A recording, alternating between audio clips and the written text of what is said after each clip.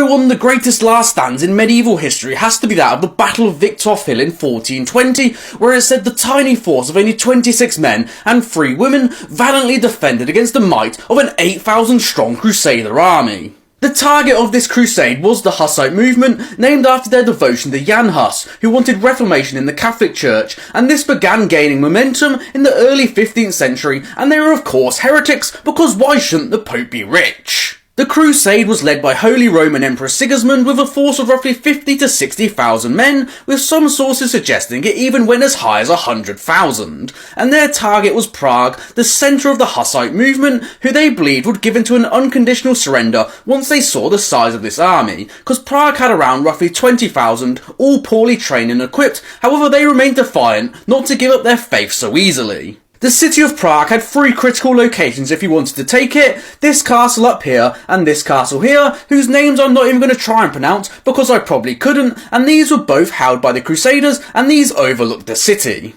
However, as believed by Sigismund, the most important point of Prague was up here, Viktov Hill, which held the main route into Prague from all the rich agricultural regions in the east, and if the Hussites held this, Prague could withstand the siege indefinitely. Viktov Hill lay on an extremely steep slope that was only accessible from the east, and it had been fortified with log cabins, palisades and even ditches, because the Hussites knew about the old medieval saying which goes, make ditches, get bitches, and this fortification was held by a menacing force of Hussite leader Jan Žižka, 26 men and 3 women, although some sources suggest it was as high as 60 people. Due to lack of money, Sigismund didn't have time for a full-scale siege, hoping to starve Prague out, so in mid-July he planned a 3-pronged attack and sent roughly 8,000 Crusaders to take Viktov Hill. However, due to the narrowness of the path and the tenacity of the defenders, their numbers didn't really count for shit. However, it did seem, piece by piece, the hill would eventually fall.